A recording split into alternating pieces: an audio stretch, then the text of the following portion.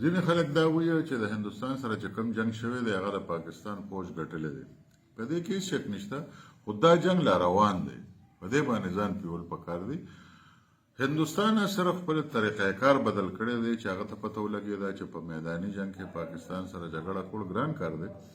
نو لکه څنګه چې د مخکې نه د هغوی یو منصوبه وه چېرې موږ به په بلوچستان کې او په خیبر پښتونخوا کې د خپلو ترهګرو په ذریعه باندې یا لاسپوسو په ذریعه باندې د پاکستان حالات خرابو او د پاکستان حالات پر دننه دونه خرابو چې د پاکستان فوج به په هغې کې مصروف شي او هندوستان ته به د سره نه پام وي.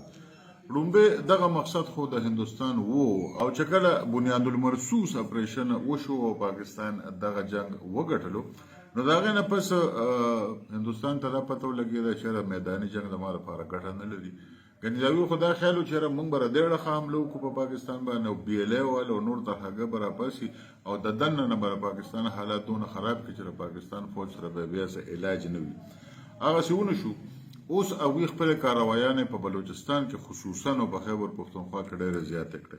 پاکستان هم په سفارتي توګه باندې فعال شوی دی. ایران ته پاکستان وزیر اعظم لاړه، د ایران د اړخه د BLA د کسانو مخه ونیوه، د افغانستان د اړخه یې ونیوه، افغانستان سره د سفیر په حیثیت باندې تعلقات هم بحال شو، خو دا به وخت لري. بیګا چې کومه لوبه شوې ده په بلوچستان کې او د سوراب ښارګوټی دی، وړوکی ښار دی خو تقریبا وړوکی شان ښار دی، دغه د BLA تقریبا 80 ترهګر راغلي په موټرسایکلو باندې او ډېره جدي وسله ورسره وه. دغه ټول ښار یې یرغمال کړ، بینکونه یې وسوځول، دغه شان مختلف ځایونه یې وسوځول، تاڼې یې وسوځولې، سرکاري دفترونه یې وسوځول او دغه ځای کې یو ADC ریونیو دی، هدایت الرحمن بلیدي د هغه نوم دی. هغه چې کله څه مزاحمت وکړ نو هغه پکې هم ووجه، هغه پکې شهید کړ. دغه ځای کې BLA والا زنانه او ماشومان هم یرغمال کړي وو. هغوی ته یې ویل چې تاسو موږ ته لاسونه پړقوئ او تاسو موږ ته شپیلي وهئ او چې کومو زنانه او ماشومانو دغه کار نه کوو نو په هغوی باندې هم ډزې کړي دي. بهرحال دا خو بله خبره ده، د BLA نه خو څه ګیله نه ده پکاره، خو د هندوستان پراکسي ده او هغه به راځي او دا کارونه به کوي. خو د پاکستان فوج څه کوي؟ د پاکستان فوج د پکار دی چې په بلوچستان کې عملي اپریشن وکړي. څه ته چې اپریشن وایي په پاکستان کې که تاسو وګورئ نو د بلوچستان یوه داسې سیمه ده چې ډېره غټه سیمه ده، لکه د پاکستان 3 صوبې چې رایوځای کړي د رقبې په لحاظ نو د هغې نه بلوچستان جوړېږي، دونه لویه سیمه ده. یقینا چې په دغه ځای کې دا په 10 لکو په 20 لکه فوج باندې هم ته نشي کنټرول کولی، ځکه هغه دونه غټه سیمه ده. خو د دې لپاره یو تندریز اپریشن پکار دی او یو داسې اپریشن پکار دی چې هغې ضرب عذاب اپریشن چې څنګه شوی و یا په پاکستان کې نور هم داسې اپریشنونه شوي دي، فول سکیل اپریشن پکار دی.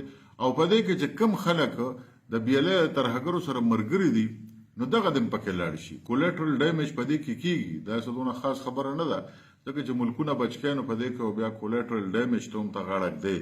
مسله دا ده چې په بلوچستان کې فول سکیل اپریشن ولې نه کېږي او تر اوسه پورې د جنرال آصف غفور نه واخله تر اوسه پورې 2-3 ساودرن کور کمانډران چې کوم دي هغه بدل شو. د هغوی په بلوچستان کې څه کردار دی؟ دغه ځای کې چې کور کمانډر د کوټې وي، آصف غفور هم پاتې شوی دی، سلیم باجوا هم پاتې شوی دی، عاصم باجوا هم پاتې شوی دی، خو د دې خلکو کردار څه پاتې شوی دی؟ لکه پرونه د پاکستان د فوج سرلښکر په کوټه کې و چې کله دا کار کېده، هغه سټاف کالج ته تللی و او هغه ځای کې فوجیانو ته تقریر کو.